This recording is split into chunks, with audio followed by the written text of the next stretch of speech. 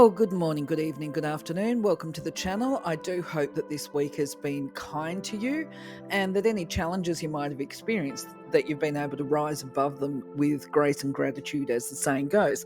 Now, if you're new to the channel, just a thank you for visiting. I hope that you enjoy the content that goes up. This week's video for yarning is actually probably a bit low scale because I've been a bit challenged myself. But before I get into it, I'll just mention, and I mean challenged in nice ways. I've had what I consider to be positive challenges. But anyway, for those people that routinely and regularly visit the challenge, I want to acknowledge you and say thank you very much for your ongoing support. I do encourage you guys, though, to please leave comments because this helps me to identify what direction to send the channel in, what kind of content to use.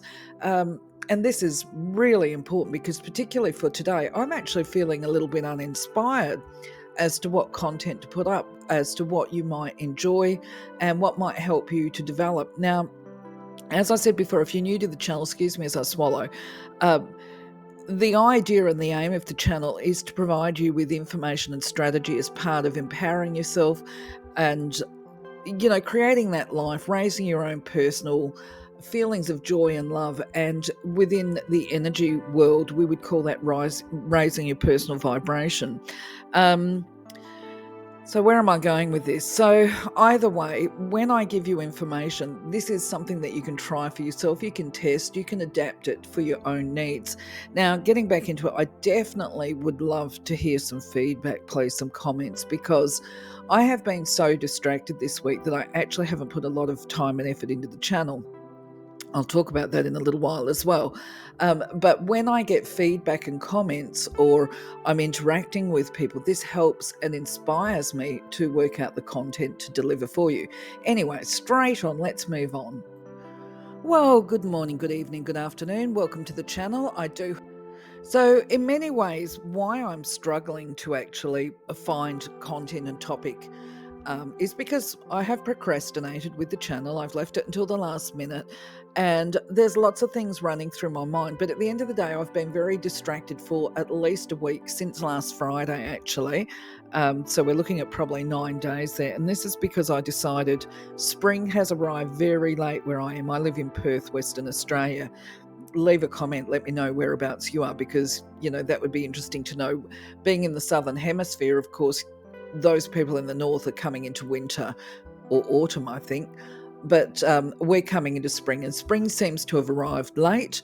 And so what happens in spring, because we had rains, it was such a deterrent. Normally at the beginning of September, we'd spend time in the garden. But what's happened for me this year is I have gone berserk. I have been doing a spring clean, a deep clean of everything indoors, plus going outside, spending time outdoors, preparing the garden, if you like, and the plants for the summer months, because the last couple of years have been really difficult for the garden, and particularly my roses. I love roses, and the rose bushes have struggled either from pest invasions or fungi, such as black spot and rust. And so the aim for me this year is to get in early as far as the maintenance and prep goes, so that by the time summer comes in, because summer can be very harsh for our gardens, that everything is going to survive nicely. It will only take maintenance. It's not going to take a lot of ongoing heavy work, if you like, to keep the garden well maintained and beautiful.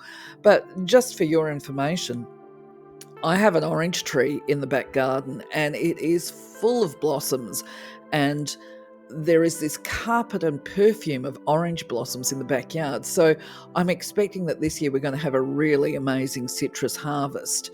What else can I say? Just if I actually was any good at technology and using my camera, I'd take a photograph and I would actually put up an image of the carpet of this orange blossom. The citrus out the front, I've got a lemon tree as well, and this is just full of all these tiny little green baby lemons. I'm really looking forward to it because I love to actually put a dash of fresh lemon into my water as well for drinking. It's very, very refreshing. So when it comes to chitter chatter, there's a large number of things always that I could be talking about. And this is why it's important for you to actually, important to me and potentially for other people, for you to actually make a comment and let me know what resonates or what doesn't, or what you might find fun. Actually, I've got a book out last night I was trying to inspire myself. So when I say I haven't been thinking about the channel, that's not a complete truth, I guess, because last night I was like, oh, what can I talk about this week? And there's two things I can talk about, because I actually decided to inspire myself by putting my hand out. Quite often I'll do this. I'll call upon my guides and say, direct me to the appropriate book or the appropriate site for X, Y, and Z. And what I found was I put my hand on a book of palmistry. Now, I don't do palmistry per se. This is probably because I haven't spent a lot of time on it. So I've got a very light understanding of what palmistry is. And so this could actually just be a fun thing. I could just relay to you guys what's actually in the book, because what I do remember is that there's 4 different hand types that especially, in fact, one of the books I've got is, I think, called Sexual Palmistry, and it talks about if I recall correctly, the romantic attributes of a person that you can tell based on looking at their hands. And when we talk about looking at their hands, it's how plump they are in certain areas. The shape of the fingers is all relevant as well. It's not just about the lines that you see on the hand. So that's one thing that we could talk about. And then there is the other, of course, how to do self-assessment on where you are at your growth, how to be able to get that information very quickly if meditation's not an option for you. If you live a very busy life and it's like, oh gosh, gee, I'm a bit flat, what do I need to do? There are some very simple strategies and techniques that you can do to find out and look at where you could be doing some work to actually increase the quality or get a better balance in your life. Anyway, moving on from that, what I've decided to talk about this week is actually an extension of finding a teacher and a mentor, or being comfortable with a teacher and a mentor. As always, I want to say, if you are told that you need this teacher or you need this practitioner, take it from me, you absolutely do not. If they say that you need them, it's time to put your running shoes on. Okay. So anyway, what I'm going to talk about is, I saw a quote this week. So this is my little ego having a bit of a chat here. And because it resonated with me at a very deep level, and it was along the lines of, because I can't remember the exact words, the saying was along the lines of, you don't look or sound spiritual. Actually, no, it was more like, so I don't look or sound spiritual. Well, that's okay, because spirit isn't looking for actors.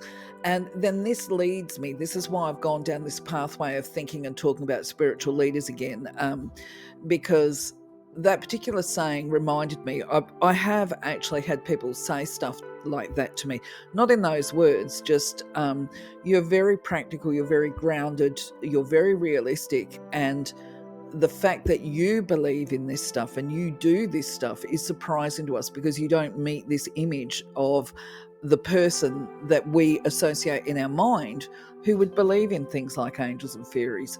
Well, there's a reason for that, and that is because I actually attempt to be balanced within my approach to life and within my approach to spirituality.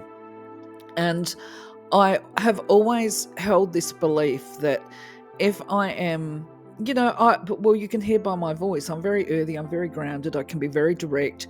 In fact, I've always had to work on my communication as far as making it softer and more gentle. And my fear, I guess, in the early days was, if I was pretending to be all soft and light and love and all the rest of it, it would indicate a lack of integrity on my part, because people make assumptions based on how we present to them. And so if I'm out there going, God be with you, God be with you, people are going to say, but hang on a moment, aren't you that person that was out there doing X, Y, and Z, and perhaps cursing at the black beetles that are in the lawn or whatever? It doesn't sit right, okay? I am what I am. I'm comfortable with what I am. And I believe that's why I'm able to do the things that I do. But my concerns also were, and I realised this not actually within the spiritual field, is that when we actually put our teachers, or, sometimes we meet people that we just love and adore and all the rest of it, we put them up on a pedestal as though they are somehow better than us, more superior to us, or whatever. Now, that's problematic in itself, because if we put a person on a pedestal, right, and that pedestal's too high, there's only one way to go, and that is down, to fall down. And for me, I never wanted to present to people as being anything more than what I was, but I certainly didn't want to sink to the positions where they would hold a low opinion of me because their dreams or delusions about who and what I am became shattered, right? So for me, it was very important that I be real and true to who I am. And the fact of the matter is, if we apply this to the spiritual teachers and mentors, all of us, every single one of us, if we have a body, we've got physical and material needs, okay? And unless we're the Dalai Lama, we have to take care of these things ourselves. So even if we do spiritual work, and even if we're really good at doing the spiritual work and spiritual communication, there becomes a point at some stage within our relationships, even if it's a teacher mentor thing, where the fact that we're people, we're humans with human needs and earthly issues and all the rest of it is going to expose itself. And sometimes when we see, certainly some of the people that I've seen being teachers, once that human side is exposed, it can be really quite unattractive. And I would take you back to the feng shui symbol there, where um, within all darkness, there's a little bit of white, right? So if I would apply that perhaps to a criminal, because I've worked with a few of those, that even the blackest of criminals, and I say that about black hearts, they have some little bit of light. There's usually some redeeming quality about that person if you dig deep enough, and if they actually will feel comfortable enough to share their innermost workings with you, you will find something within them that actually is good. Now, equally, on the other side of the spectrum is the fact that if somebody is all beautiful and love and light, and this is how they appear, equally, they will carry a little bit of darkness within them. Now, a master, the way I see it, is somebody that has actually mastered that level of darkness, that selfishness, that capacity to be unkind and unloving, that they have mastered that. It doesn't mean that it's gone away, but they can certainly control it and not act upon this little bit that lies inside. I'm challenged verbally expression at the moment, and the puppy dog is having a ball with his bed.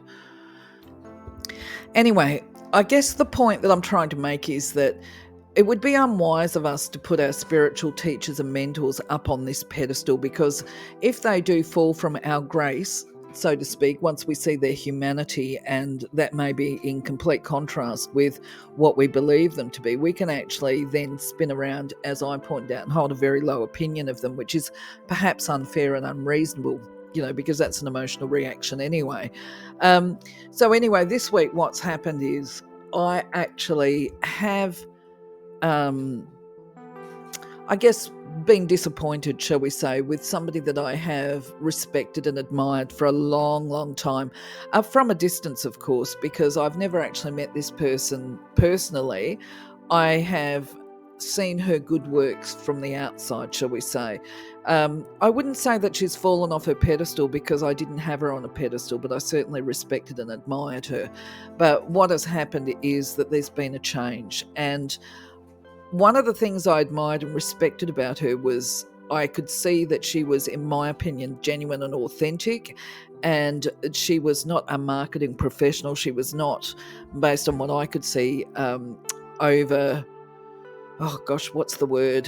focused on financial gain. Okay, she was actually, I felt, quite reasonable in her fees and charges, and she was more about delivering the message than she was about making money. So anyway, where I'm going this week is I can see, because I received emails inviting me to attend a course on building a YouTube channel, if you don't mind. Anyway, I went and I checked it out, and I thought, you've got to be joking. $700 for a course. What I've seen that has changed my viewpoint is that she's actually not the one delivering this training, but she's partnered with people that I would put as riding on her coattails, and they are exploiting her financially. So I would see, when I say exploiting her financially, there's two parts to that. They're exploiting the customers because there's no way you can justify, from where I sit, charging $700 for that course. You can find all this information online through Googling, through YouTube tutorials and all the rest of it. You don't actually need to pay $700. You don't need to pay $1 for the course, all right? So there is the exploitation of basically beautiful souls that would want to do something good. They're the carers of the world. So it's exploiting them, and they're generally pretty broke anyway. But the person, and I'm not going to name her, she's become the vehicle for the exploitation, shall we say. She probably is not aware of it, because I do believe she's actually a genuinely good person. But anyway, moving on, I'm going to talk about this a bit more. So, what do I mean by she's been exploited when I talk about this spiritual teacher mentor? Well, bottom line is that this is something that I've become very close to at different times of my life. And this is because, in the process of gifting, once we demonstrate that we actually do have integrity and we are capable of delivering messages that are guided, some people in the parameters of our life will get dollar signs in their eyes. They can see that the gifts are real. I'm not sure, I can't speak to their motivation, but basically it would appear to me that they believe that there is a potential to make a fortune out of our gifts. And this is especially the case when we're not actually motivated by money. We're just happy to be delivering the gifts. We're not fixated on the dollar sign, but these people will be. So examples of how this has worked in my own life is that over the years, I've come up with different ideas on how to maximize delivering quality services to people in affordable ways, because this has always been my prime motivation, I guess, is that spiritual technique and strategy is given to all people regardless of their financial status, because not all people have the money to pay for services, shall we say. So anyway, where I'm going with this is that at different points in time, there have been situations that have arrived for me that create a moral or ethical conflict for me. The first instance happened, I think it was probably, I don't know, maybe about 2006, 2007. And I came up with this idea of a platform, not the realm one that people know about and are aware about, if you are aware of it, which didn't come to fruition actually for similar reasons. But either way, I came up with this idea, and there was a guy who I considered to be more like a business advisor, and I hadn't seen through him at that point in time. So either way, this gentleman came up with suggestions, and before I knew it, he had registered a business name, the whole idea. So we would, in modern times with my current education, he stole my intellectual property. Rather than acting as an advisor, he set up a scenario where I would be his employee, but I was also the driving force, if you like, the vehicle to this money-making venture. Now, straight away, I started to have discomfort because I knew that there was something that didn't sit right with me. There was something that just felt amiss. And of course, it came to a head, not just because he registered the business name and all the rest of it. He also published a book that I was in the process of writing that was draft, and he had told me that he could edit it. Anyway, I'm just talking about unethical behaviour that people do. So I had sent him a draft, and he published it, and he started selling it without even speaking to me about it. Yes, he published it in my name, but I wasn't very happy about it because it certainly didn't meet my standards. Anyway, this seems to have been a repeating theme across my life at different stages, because I've always had this dream and vision of being able to deliver to many people, as many people as possible. So I can have a certain empathy for this particular lady. I feel that she actually hasn't become aware of the fact that she's being exploited. Either that, or she's shifted over to the other side of generosity, shall we say. If we're talking about yin yang, maybe she's gone a pathway that is not compatible with mine going forward, shall we say. But I would prefer to believe that because she actually is one of these people that when she speaks, she's got a very soft and gentle speech. There's everything about her reeks sweetness and lightness and love, if that's what we're talking about. And I'd like to think that she still is this person, but that she's been influenced down this pathway um, of delivering services in such a way as it is actually financially exploiting people, because I don't see any justification for charging people $700 per head to do a YouTube tutorial training, basically. And my preference would be to think that she is no longer balanced, that she is so far out there with her communication and her spiritual stuff that she doesn't have a balance in her life, and she's not able to recognize that she is being exploited, as are her potential and future customers. But anyway, yes, I'm very balanced in my approach to life and to my gifts. So balance is something that I really promote with people, whether their focus is on the spiritual or whatever. Okay, it's very important to be mindful that if you choose to do things such as meditate for 3 hours a day, of course I'm being extreme in my subject matter here, or my topics, then to be fully balanced, you need equally to be spending 3 hours a day doing something physical, such as the gardening for me, because meditation is for the spirit and physical is for the body. And then if you really truly want to be balanced, then you've got to have the mind balance, which could be 3 hours of mental activity or psychological. It can be therapy, it can be learning and studying, whatever. But of course, when we're doing a true balance, because we're humans and we have other responsibilities and obligations, we've got to create space for work and also for fostering and connecting with family and friends in healthy ways. And don't forget, we've got to be able to sleep. So balance is extremely important. We've got to look at our time scheduling. Now, the problems that I see or that I have experienced in the past is spiritual mentors might like to spend 8 hours a day connecting to spirit and bringing through messages for people, channeling and that kind of stuff. Then maybe they spend a couple of hours clearing their auras or whatever to maintain this purity of the vessel or purity of delivery. And they're not actually addressing their earthly needs or responsibilities. And this is what opens the door to vulnerability in the way that I'm talking about with this woman that I have seen as a mentor. She's become vulnerable because of the focus of her energy, and she is now a target, I believe, for people to financially exploit her. This is really, really common stuff for people that work with energy and who are spiritual teachers as well. And you will recognize them as well because, certainly you're going to get an eye for them after a while if you're interacting with them, is because they tend to be a bit off with the fairies. They're not quite all there.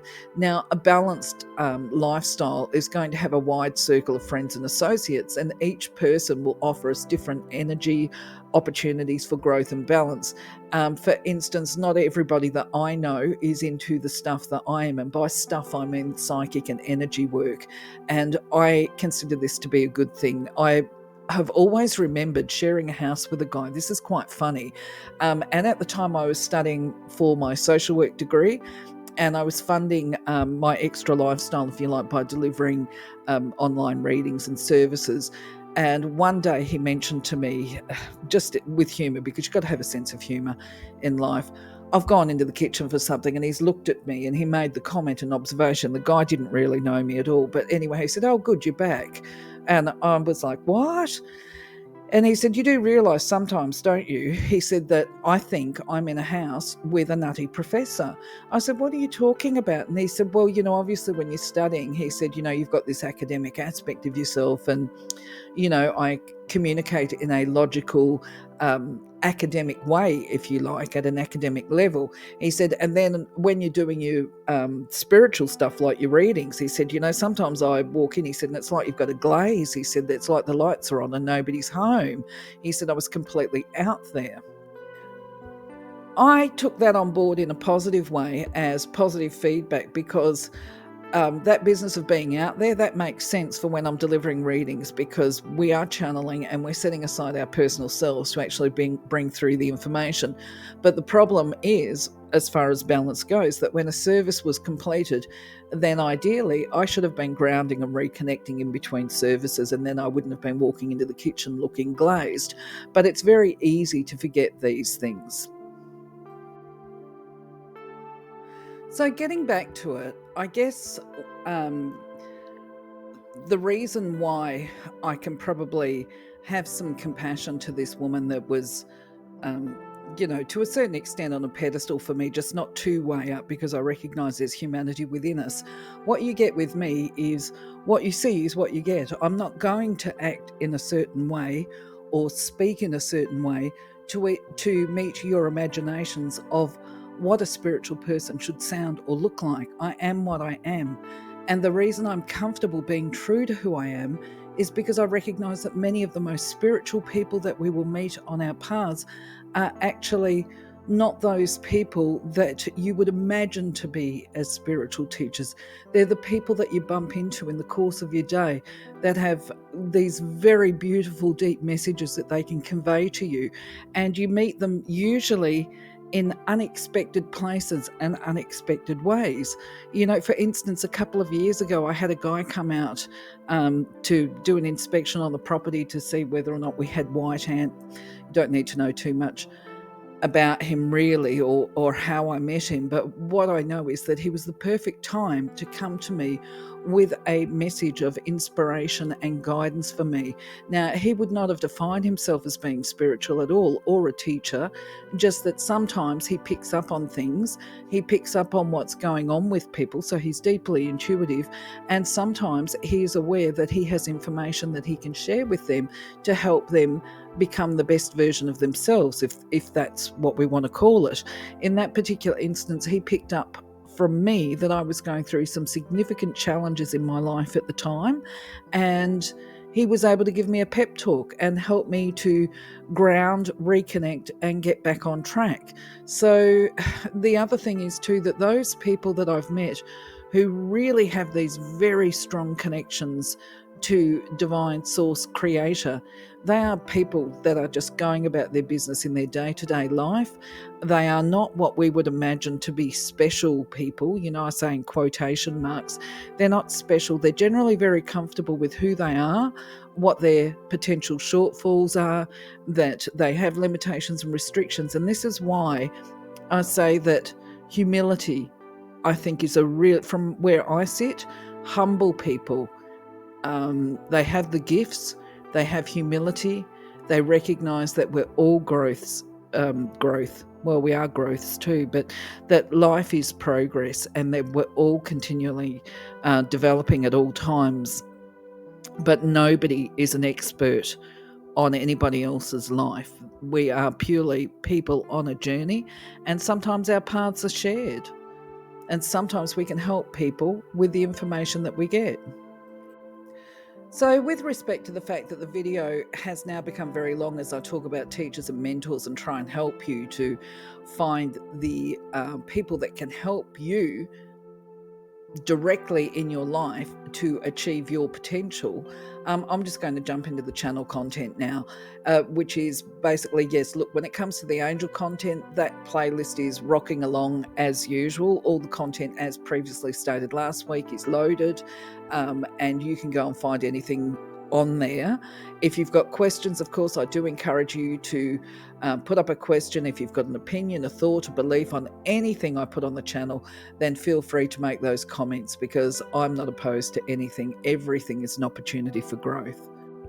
So last week we saw the Angel of Purity content go up. Now, when we talk about purity and purification, we're talking not just about purifying our aura, but purifying our thoughts, our connection to the divine, and ensuring that we don't transfer and project our own limitations upon other people, I guess. Being aware and recognizing who and what we are, but also recognizing our limitations, our personal limitations, and continually striving to improve that. And we do that through purification of ourselves and our aura and even our surroundings. But anyway, that video is up for you to look at. Now, money is always topical, of course, so we've got the Angel of Prosperity content that has been loaded. I guess there's a relevance to this within the conversations of today where I've talked about financial exploitation of people.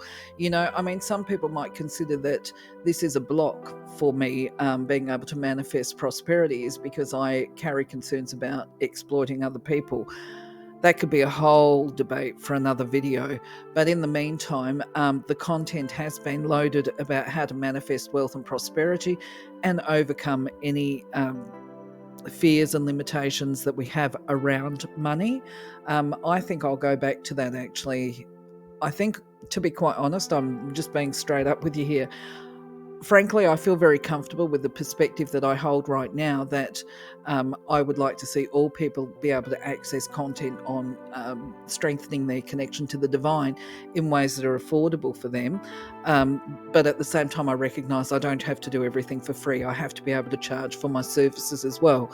So I don't feel that I'm blocking myself, but I'm quite happy to go back and revisit the content for me and see if there's anything that I could do to improve and expand my own perception. Next week, what you're going to see loaded, I think it's on the Tuesday, is Hadraniel, the Angel of Love. Now, when we talk about love, it's very easy for us to instantaneously jump to that idea that we're talking about romantic love, but love is not just romantic. There's many types of love. I've got a video up on the channel about the types of love as well. But when we talk about Hadraniel and her messages, this is about being able to bring love to our current relationships and connections and to strengthen them, which is always, I could actually do a whole video on this as well, of an experience somebody shared with me in their workplace where it was a very tense and toxic work relationship. And through perseverance and the practice of love and kindness on her behalf, it took some time, but eventually it became a very strong and healthy relationship. So Hadraniel's messages are really good as far as what we can take on board and incorporate in our daily lives. And on Friday next week, you get to see the content on Nisroch, who is the Angel of Freedom. Now, this is a wonderful message that he gives to us, but I wasn't able to get, I say the but, I wanted to have a image which I wasn't able to create, because obviously I'm using AI, but it's kind of like the person behind prison bars, and it's about removing and lifting and shifting those bars, if you like, liberating ourselves from the prison of our own mind. And this is one of the reasons why the eagle, I've put the eagle in this image here, is because it's about perspective. Widening the perspective is a large part of it, and being able to see beyond this self-imposed prison. Quite often this prison that we're in is something that's created by ourselves and our own belief systems. But either way, feel free, watch the video, let me know your thoughts. As usual, invitation, please give me some feedback, and let me know what you think and whether or not it resonated with you. And also, I'm open to critiques around the artwork that I create. So, in regard to the Reiki, the manual content took a back burner this week because, as I said, literally, I have been distracted. But, all humour, my back is almost burning from the amount of heavy lifting that I've done this week. But I think I've had a realisation as I'm creating this video for you today, and that is that I've been doing a lot of energy work on myself, and this includes Reiki.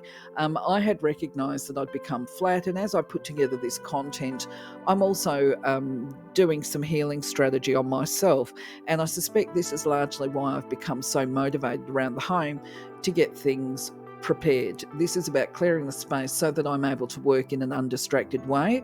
And if I had let things go through the winter months, and it's kind of usual, I tend to go into my cave a little bit over winter, but now that spring has arrived, I'm really motivated. It's motivating me again. So I've worked very hard. I had some people come in yesterday to help me do some literal heavy lifting of physical things because my body had reached that point where I'd drawn a line and said, not today. But I still need to finish off this clearing of space literally. And once this is all through, so next week, because it actually is done now, it's all up to date. So going forward, I can now focus on the energy stuff doing the manuals, getting the Facebook page up and running, updating my website because I need to do that as well, and getting this content ready so that I can start delivering the attunements. And in fact, if you want to have the Reiki 1 attunements, keep an eye on the Facebook page for the offer because it will be going up very, very soon. So, as far as what's going to be coming soon, I'd really like to have you guys involved in the decision making about this. I'm thinking palmistry because it could be fun, okay?